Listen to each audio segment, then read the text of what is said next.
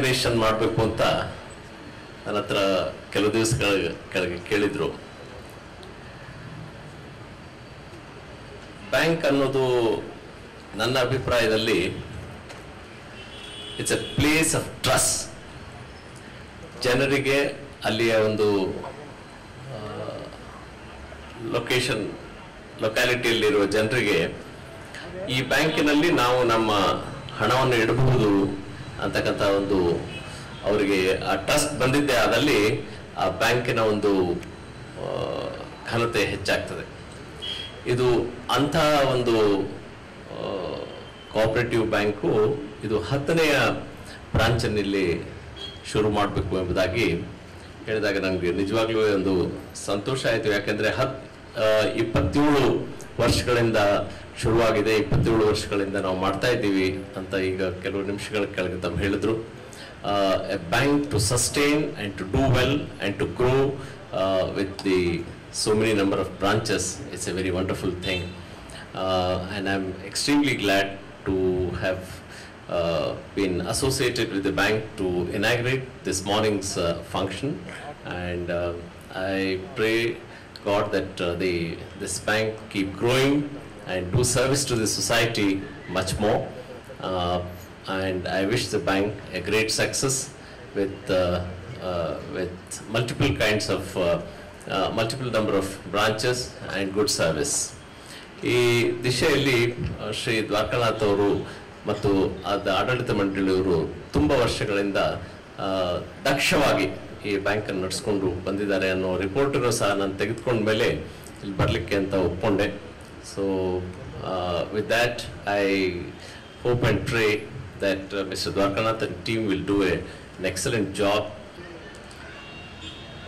ಈ ಬ್ಯಾಂಕಿನ 2ನೆಯ ಖಾತೆಯ ಉದ್ಘಾಟನೆಗೆ ನಾನು ಬಂದಿರೋದು. ಮೊದಲನೇದು JP ನಗರ. ಅವತ್ತು SP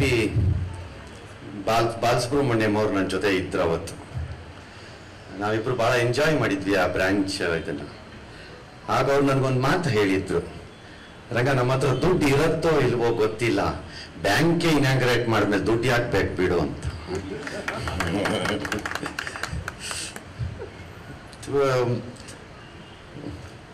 ದ್ವಾರಕಾನಾಥ್ ಬಹಳ ಕಷ್ಟಪಟ್ಟಿದ್ದಾರೆ ಈ ಬ್ಯಾಂಕ್ಗೆ. ಅವರು ಇವಾಗ ಲಕ್ಷ್ಮೀಪುತ್ರರ ತರ ಕಾಣಿಸ್ತಿರ್ಬೋದು, ಬಟ್ ಅವ್ರ ನಂಬಿಕೆ ಎಲ್ಲ ಶೃಂಗೇರಿ ಶಾರದಾ ಮಾತೆಯ ಸರಸ್ವತಿ ಜೊತೆ ಇದೆ. ಸಾಮಾನ್ಯವಾಗಿ ನಮ್ಮಲ್ಲಿ ಏನು ಹೇಳ್ತೀವಿ ಅಂದ್ರೆ ಲಕ್ಷ್ಮೀ ಸರಸ್ವತಿ ಒಂದಾಗಲ್ಲ ಅಂತೀವಿ, ಬಹಳ ಕಡಿಮೆ ಎರಡೂ ಒಂದು ಕಡೆಗೆ ಸೇರ್ಕೊಳ್ಳೋದು. ಇನ್ನು ನಿಮ್ಮ ಅದೃಷ್ಟ ಎರಡೂ ಸೇರ್ದಂಗಿದೆ. ಬಹಳ ವೇಗವಾಗಿ ಬೆಳೀತಿರೋ ಒಂದು ಬ್ಯಾಂಕು ಇವತ್ತಿನ ಸರ್ಕಮ್ಸ್ಟೆನ್ಸಸ್ ಅಷ್ಟೇ ಕೇರ್ಫುಲಿ ಇರಬೇಕು. ಸಾಹೇಬರು ಮಾನ್ಯ ನ್ಯಾಯಮೂರ್ತಿಗಳು ಟ್ರಸ್ಟಿನ ವಿಚಾರವನ್ನು ಪ್ರಸ್ತಾಪ ಮಾಡಿದ್ರು.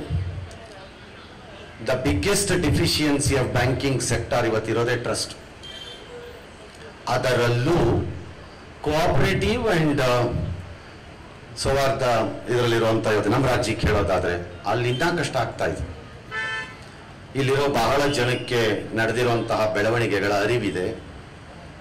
ನಾವು ನಡಿಬಾರದು ಅಂತ ಭಾವಿಸಿದ್ದೆಲ್ಲ ನಡೆದಂಗೆ ಕಾಣಿಸ್ತಾ ಇದೆ. ಹಾಗಾಗಿ ಜನಕ್ಕೆ ಒಂದು ರೀತಿ ಭಯ, ಅಸಮಾಧಾನ, ಅನುಮಾನ ಎಲ್ಲ ಹುಟ್ಟದಂಗಿದೆ.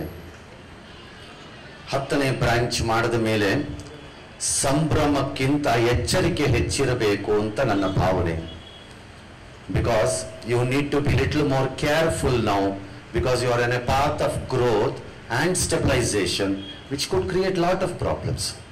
ಅದು ಕ್ರಿಯೇಟ್ ಮಾಡಿದೆ. ಈಗ ನಮ್ಗೆ ಗೊತ್ತಿರೋ ಇನ್ಸ್ಟಿಟ್ಯೂಷನ್ಸ್ ಅಲ್ಲೇ, ನಮ್ಮ ಸುತ್ತಮುತ್ತಲು ಇರೋ ಇನ್ಸ್ಟಿಟ್ಯೂಷನ್ಸೇ, I don't want to name them, create ಆಗಿದೆ. There are hundreds of people who come to me, ನಮ್ಗೆ ಏನಾದರೂ ಒಂದು ಸಣ್ಣ ಸಹಾಯ ಮಾಡಿಕೊಡಕ್ಕಾಗತ್ತಾ, ಅಲ್ಲಿಂದ ನೀವೇನಾದ್ರು ಮಾಡಿಸ್ಕೊಡಕ್ಕಾಗತ್ತಾ ಅಂತ. ನಾವು we are not in a position to do anything ನಾವು. ಹಾಗಾಗಿ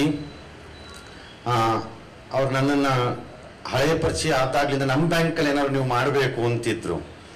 ನನಗೆ ಈಗ ಒಂಚೂರು ನಂಬಿಕೆ ಬಂದಂಗಿದೆ. ಅದಕ್ಕೆ ಈಗ ಮೊನ್ನೆ ಇತ್ತೀಚೆಗೆ ಅವ್ರ ಜೊತೆ ವ್ಯವಹಾರ ಶುರು ಮಾಡಿದ್ದೀನಿ. ಅವ್ರ ಜೊತೆ 10ನೇ ಬ್ರಾಂಚ್ ಅಂದರೆ ಜೋಕ್ ಅಲ್ಲ.